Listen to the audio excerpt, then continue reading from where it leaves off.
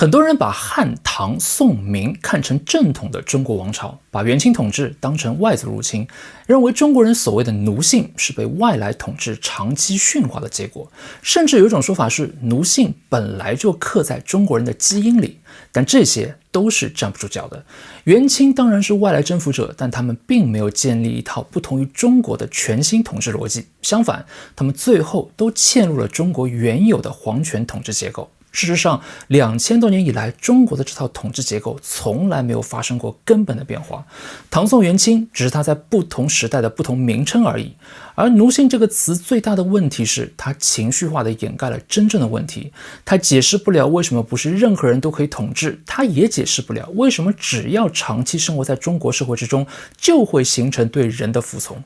更直白一点说，奴性这个词本身很可能正是这套统治结构用来合理化自身的一种叙事方式。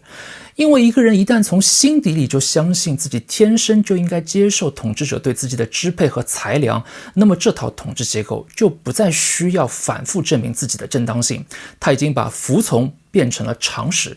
因此，我们真正要讨论的不是元清是不是正统中国，也不是所谓的奴性到底是外族驯化还是基因突变，而是一个更底层的问题：为什么中国的统治结构既能约束支配者，也能塑造被支配者？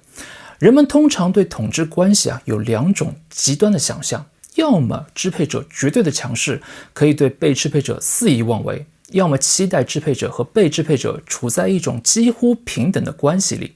但中国历史中更真实的情况是，支配者和被支配者都被纳入了同一结构，并在这套结构中相互塑造、双向锁定，形成了一种真正稳定的支配共同体。也就是说，一个政权领袖必须符合这套统治结构的正当性条件，才能在中国被承认为支配者，而被支配者则在长期的服从中被这套结构完整的塑造了思考模式，反过来只承认符合条件的人才有资格支配自己。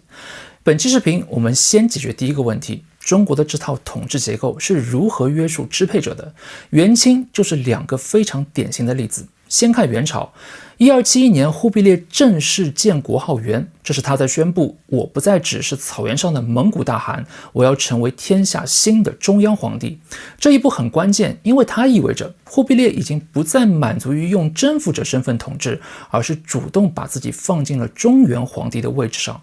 同样重要的是，元朝使用的也不再只是草原征服逻辑，而是典型的中原王朝叙事。它不是说蒙古人征服了中国，而是宣称旧王朝失去了天命，新王朝获得天命。这就说明元朝已经进入了中国的正当性结构。与此同时，元朝也迅速接入中原官僚行政体系，比如设置中书省作为中央行政核心，在地方建立行省体系，使用卢臣和汉官参与治理，后来又恢复了科举。其中一个很典型的例子是元朝修宋史、辽史、金史。这件事意义非常大，因为修前朝的正史绝不只是整理历史，而是由现王朝来裁定前朝的位置，并把自己放进正统的继承链条。一个单纯的征服者是不会花力气去做这样的事的，会去做这样的事的就是把自己放在了正统继承者的位置上。所以元朝的关键不在于蒙古人当了皇帝，而是在于蒙古统治者如果想长期统治，就必须成为中国意义上的皇帝。清朝的例子更典型也更完整。1644年入关之后，清廷迅速占据北京，接管中央皇帝的位置。顺治帝进入北京本身就是一个高度象征性的动作，因为它意味着占据天下的中心。清廷不是在边疆建立一个征服政权，而是直接占据中央皇权。在正当性叙事上，清朝的操作更加的成熟。他并不把自己表述成一个单纯的满洲征服政权，而是不断强调明朝失德，天下混乱，清朝入主中原是顺天应人，这就是标准的天命转移叙事。尤其清初反复使用奉天承运这套语言，这和历代的中原王朝并没有根本区别。在国家结构上，清朝几乎完整继承了明代官僚体系，并在后者的基础上继续运行。它继续使用六部体系，沿用省府州县的行政结构，也没有废掉科举，更没有用纯满洲贵族体系去替代整个中原行政。相反，它是把自己放进了这套体系里。最后，清朝和元朝一样，也通过修明史来确认自己是合法继承者。包括他后来处理南明三藩、台湾等问题时，也长期使用正统语言，本质上反复强调的都是同一件事：天下只能有一个中心。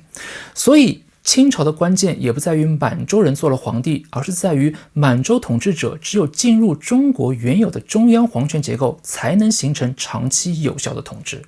元清虽然是不同外族在不同时代征服中国，但是统治逻辑却高度一致。他们之所以能够长期统治，并不是因为保留了征服者身份，恰恰相反，是因为他们放弃了单纯征服者的逻辑，转而占据并维持了中国既有的中原皇权结构。因为如果不这么做，就无法长期有效的统治。原因其实非常简单，在中国这片土地上的被支配者几乎只会无条件的服从皇权。